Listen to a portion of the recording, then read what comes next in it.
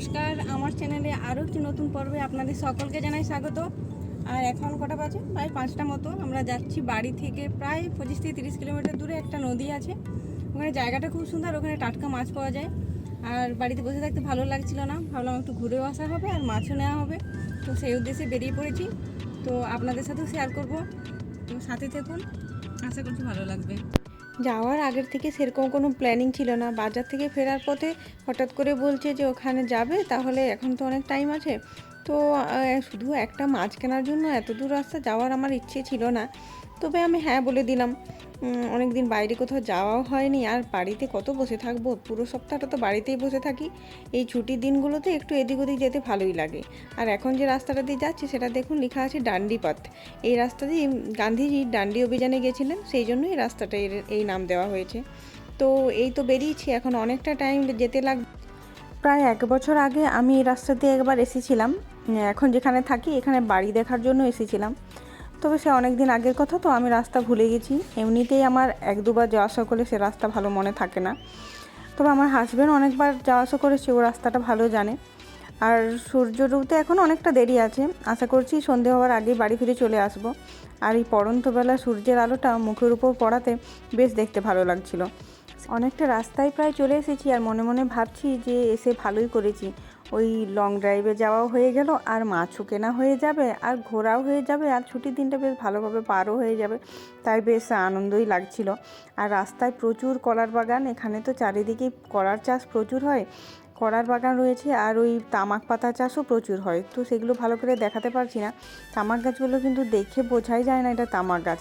আমার হাজব্যান্ড আমাকে একবার বলে দিয়েছিল, সেই কারণেই আমি জানি যে এটা তামাক গাছ। আর আমি খালি এদিক ওদিক বলছি, এবার এদিকে যেতে হবে, এবার এদিকে যেতে হবে, আর একটা রাস্তা মনে রাখতে পারিনি, সব ভুল। চারিদিকে শুধু সবুজ আর সবুজ, প্রচুর গাছপালা রাস্তার দুই দিকে। রাস্তাটা দিয়ে যেতে কিন্তু ভীষণ ভালো লাগছে। যাই হোক, অনেকটাই প্রায় পৌঁছে গেছি, আর বেশিক্ষণ টাইম লাগবে।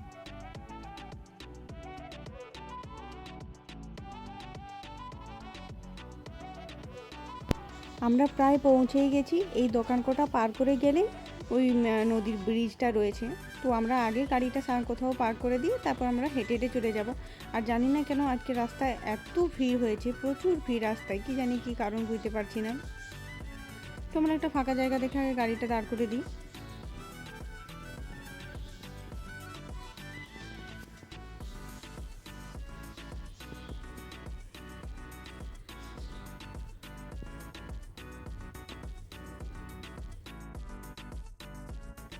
তো গাড়িটা রেখে তারপর চলে এসেছি। আর রাস্তায় প্রচুর ভিড় আর প্রচুর গাড়ি টাড়ি রয়েছে। তো আমি কিছু কথা বলছিলাম যেগুলো শোনাই যাচ্ছিল না, সেই কারণে আমি আবার পরে ভয়েস ওভার করেছি। যাই হোক, পৌঁছেই গেলাম। অনেকটা টাইম লেগে গেল আসতে। রাস্তায় প্রচুর ভিড় থাকার কারণেই এতটা সময় লাগলো। তো আমাদের যেতে যেতে সন্ধে হয়ে যাবে বুঝতে পারছি। আর এখানে কিছু দোকান রয়েছে, পুজোর জিনিসপত্র পাওয়া যায়, কারণ নিচে একটা ছোট মন্দির মতো রয়েছে। কী কারণে কিসের পুজো হয় আমি সেটা বলতে পারবো না, তবে অনেক ফটো টটো ওখানে রাখা আছে, আর ওখানে পুজো হয়। তো চলুন দেখাবো।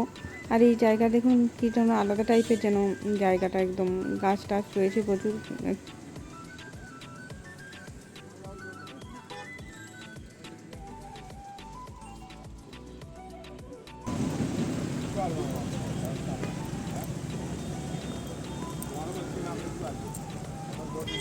আগে চলে যাচ্ছে যে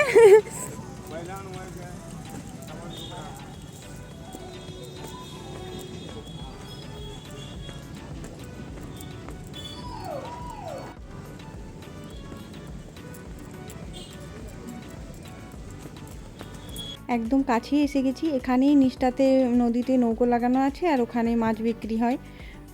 তো এখানে কিন্তু চারপাশে পরিবেশটা খুব নোংরা, খুব আবর্জনা চারদিকে ফেলা রয়েছে। আর মাছের এখানেও দেখতে পাচ্ছি যে খুব ভিড় রয়েছে আজকে, কি জানি চারিদিকে এত ভিড় কিসের। আর ও আগে আগেই চলে যাচ্ছিলো, ওই জন্য আমি বলছি তুমি আগে আগে চলে যাচ্ছ কেন, কী কারণে ও তাকাচ্ছিল। আর যে মন্দিরটার কথা বলছিলাম সেটা দেখাচ্ছি, দাঁড়ান। ওই বাঁদিকে হলুদ হলুদ কালারে যেটা দেখা যাচ্ছে ওখানে কিসের পুজো হয় জানি না, তবে আমি এই রাস্তা দিয়ে একবার গেছিলাম, তখন দেখেছিলাম রাস্তার ধারেই পুজো হচ্ছে। আমি ঠিক বুঝতে পারিনি কী জন্য পুজোটা হচ্ছে। তো সেই মন্দিরটা, এখানেই পুজো হয়, ওই জন্য উপরে ওই দোকানগুলোতে পুজোর সব সামগ্রী বিক্রি হচ্ছে আর কি। তো নিচে চলুন মাছটা কিনে নিই। তো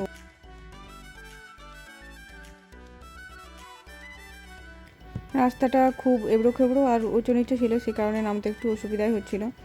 আর মাছটা এখন নিয়ে নিতে হবে। আর আমার হাজব্যান্ড ওরই অফিসে একজন কালীকে ফোন করে জিজ্ঞাসা করলেন যে ওনারা মাছ যদি নিতে চান আর কি, তো ওনারাও বললেন যে ওনাদের জন্য একটা মাছ নিতে, সেই কারণে আমরা দুটো মাছ নেব।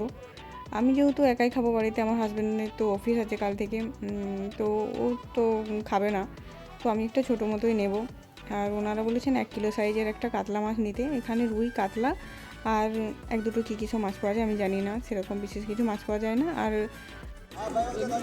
বকগুলো দেখো কি সুন্দর বসে আছে, বকগুলো দেখো নড়ছেও না।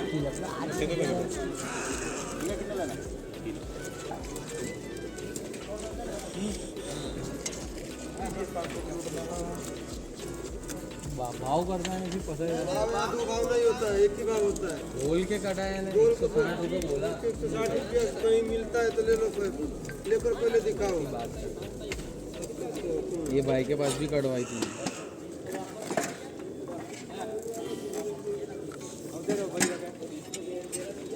भैया 160।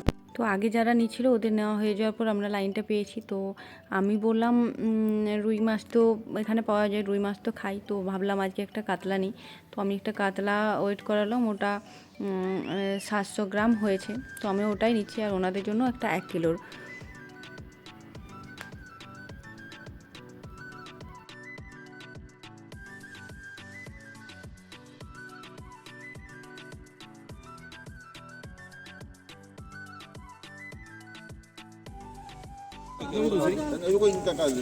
এখানে চিংড়িটাও পাওয়া যাচ্ছিলো, তবে আমি এটার নামও জানি না আর আমি বাছতেও জানি না, সে কারণে আমি আর এটা নেওয়ার কথা ভাবিনি।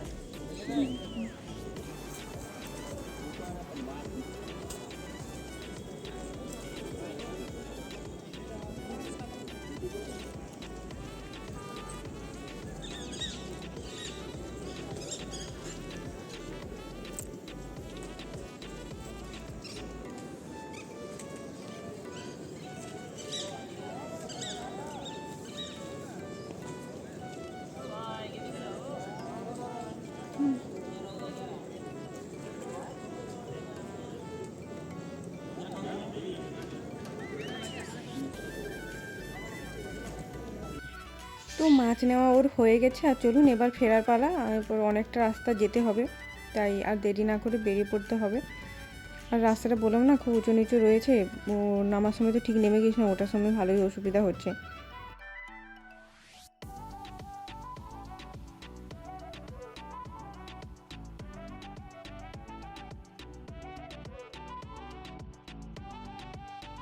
অনেক কষ্ট করে ওই জায়গাটা উঠে গেছি। আর যারা এখানে মাছ বিক্রি করে তারা কিন্তু এখানেই থাকে, দেখেছেন জিনিসপত্র ওদের রাখা রয়েছে, ওরা এখানেই থাকে। এখন কিন্তু দেখতে খুব সুন্দর লাগছে জায়গাটা। বেরিয়ে পড়েছি, আর প্রায় সন্ধে হব আমাদের বাড়ি পৌঁছাতে পৌঁছাতে সন্ধে হয়েই যাবে।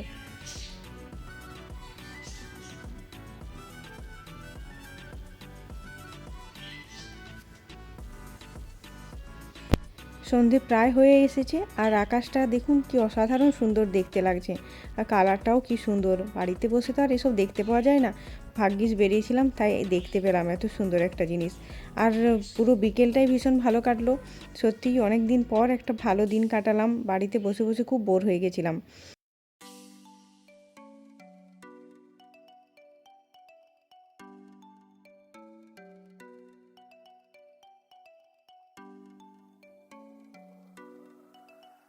আকাশটা দেখতে এত সুন্দর লাগছে যে আমি আর চোখ ফেরাতে পারছি না, খালি মনে হচ্ছে দেখেই যাই আর দেখেই যাই। যত এগিয়ে যাচ্ছি মনে হচ্ছে যেন কালারটা আরও সুন্দর হয়ে যাচ্ছে।